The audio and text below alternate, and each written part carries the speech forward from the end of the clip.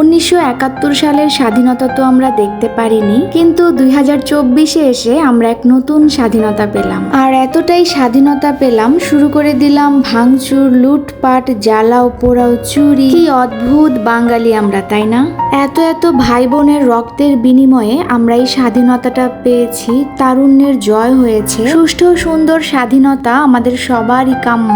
সবাই আমরা একটু বোঝার চেষ্টা করি, যিনি চলে গিয়েছেন উনি যেন বাহিরে বসে থেকে আমাদের এই কর্মকাণ্ড দেখে হাসাহাসি করতে না পারেন। আমরা যেন ওনাকে দেখিয়ে দিতে পারি যে উনি ছাড়া আমাদের দেশটা কত বেশি সুন্দর হতে পারে। সবকিছু মিলিয়ে কতটা ভালো আছি আমরা। সো যা হবার হয়েছে, এখন আমরা সামনের দিকে সুন্দর মতো কিভাবে আগাবো, সুন্দর করে কিভাবে একটা দেশ গড়বো, ওই প্রচেষ্টাই থাকবে সবার মধ্যে। তো প্রাইম মিনিস্টার দেশ থেকে পালিয়ে গিয়েছেন, এই খবর শুনে আমরা আর 1 মিনিটও দেরি করিনি। আমি আমার এক ফ্রেন্ডের সাথে বের হয়ে গিয়েছি ফাতিহাকে নিয়ে। আর এদিকে ফাতিহার বাবাও চলে আসছে। তো আমি ফাতিহার বাবার সাথে যাব, আর আমার ফ্রেন্ড ওর ফ্রেন্ডদের সাথে যাবে। আজকে আমাদের আনন্দের দিন, আমরা সবাই সবার মতো আনন্দ করব। সবাই এভাবে দল বেঁধে বেঁধে আনন্দ মিছিল করছে। আজকে আমাদের দেশ স্বাধীন হয়েছে। আমাদের যে এক দফা দাবি ছিল সেটা পূরণ হয়েছে। আমাদের ছাত্রছাত্রী ভাই বোনদের জয় হয়েছে। তবে এই জয় আমার মতে আনন্দ মিছিল পর্যন্ত থাকলেই ভালো হতো, কিন্তু চারিদিকে শুরু হয়ে গেল জ্বালাও পোড়াও। ভালো মতোই বুঝতে পারছি আমাদের এত দিনের ক্ষোভ আজকে প্রকাশ করা হচ্ছে। অতি আবেগে আসলে অনেকেই অনেক কিছু করে ফেলছে। দেশ স্বাধীন হওয়ার যে কি আনন্দ, আজকের দিনটা না আসলে বুঝতেই পারতাম না।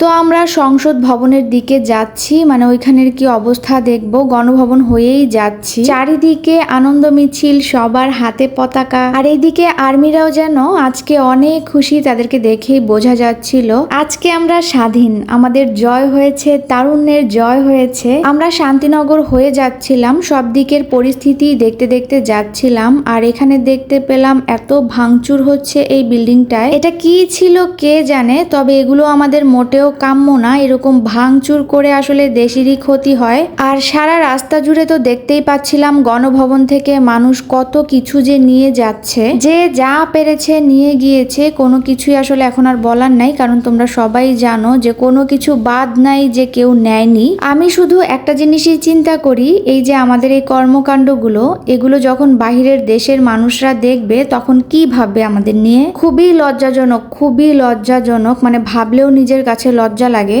এগুলো আসলে কোনো ছাত্রদের কাজ হতেই পারে না। এগুলো আসলে মানুষকে ছোট করে বলতে হয় না, তারপরও বলছি, এগুলো নিম্ন শ্রেণীর কিছু মানুষ আছে না, তাদের কাজ।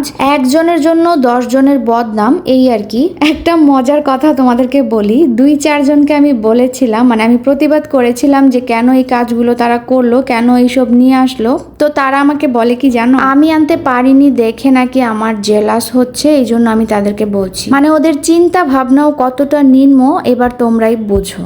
তো আমরা সবাই মিলে সংসদের ভিতরে যাচ্ছি। জীবনে প্রথমবার সংসদ ভবনের ভিতরে এসেছি, আর ভিতরে ঢোকার সুযোগ পেয়েছি, এটা মিস করা যাবে না। এত মানুষ এখানে, মানে কি বলবো, ঢাকার সব মানুষ মনে হচ্ছে এখানে চলে আসছে। যে যেভাবে পারছে ভিডিও করছে, ছবি তুলছে, মানে এই সুযোগ সবাই কাজে লাগাচ্ছে। সবারই ইচ্ছা এক নজর পার্লামেন্টের ভিতরটা দেখা, আর মানুষের অবস্থা দেখো। ফাতিহাকে নিয়ে এসে অনেক বড় ভুল করেছি, মানে এইখানে বাচ্চাদের না নিয়ে আসাটাই বেটার ছিল, কিন্তু ওকে রেখে আর আসতে পারিনি।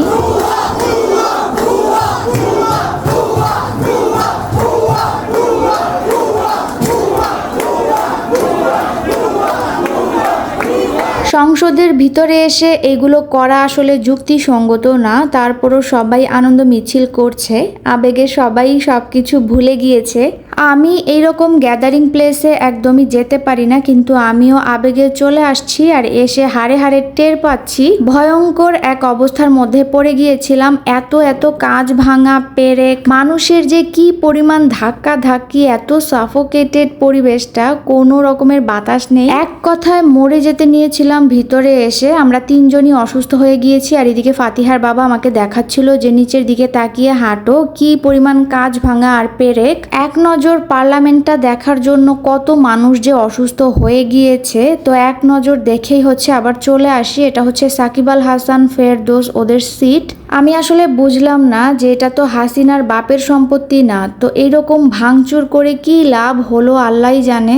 নিজেরাই নিজেদের কত বড় ক্ষতি করলাম। যাই হোক, এখানে আনন্দ মিছিল করা পর্যন্তই ঠিক ছিল, কিন্তু এই পরিমাণ ভাঙচুর করা মোটেও ঠিক হয়নি। প্রত্যেকটা জিনিস ভেঙে চুরে একদম শেষ করে দিয়েছে। আর আমি তো ভয় পাচ্ছিলাম কাঁচ ভাঙা আর পেরেক নিয়ে, যে কখন না পায়ের ভিতর ঢুকে যায়। তো কোনো রকম যান নিয়ে এখন বের হয়ে যাচ্ছি।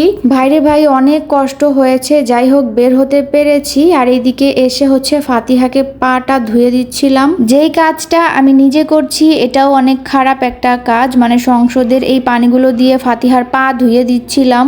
আজকে সারা দিনের মধ্যে এই পানিগুলো আমরা নিজেরাই শেষ করে দিয়েছি, কিন্তু কোনো উপায় ছিল না। সবাইকে দেখছিলাম হাত মুখ ধুচ্ছে, কেউ আবার গোসল করছে, আর ফাতিহাও পাটা অনেক বেশি নোংরা করে ফেলেছিল। তো এই তো স্বাধীনতার এই দিনটা আমরা অনেক ভালোভাবেই এনজয় করেছি আলহামদুলিল্লাহ। তবে যেসব ক্ষয়ক্ষতি আমরা আজকে সারা দিনে করেছি, এই হাসিনার কিন্তু কোনো কিছুই এইসবে আসবে যাবে না। আমাদের নিজেদেরই অনেক বেশি ক্ষতি করেছি আমরা। দেয়ালে দেয়ালে যে যা পেরেছে লিখেছে ওইগুলোই দেখছিলাম। যাই হোক, যতটা আনন্দ করেছি তার চেয়েও বেশি কষ্ট করতে হচ্ছে যাওয়ার সময়, মানে কোনো রিক্সাই পাচ্ছিলাম না, তো অনেক হাঁটা লেগেছে। আর এই যে রাত হয়ে যাচ্ছে, তারপরও মানুষের লুটপাট যেন শেষই হচ্ছে না।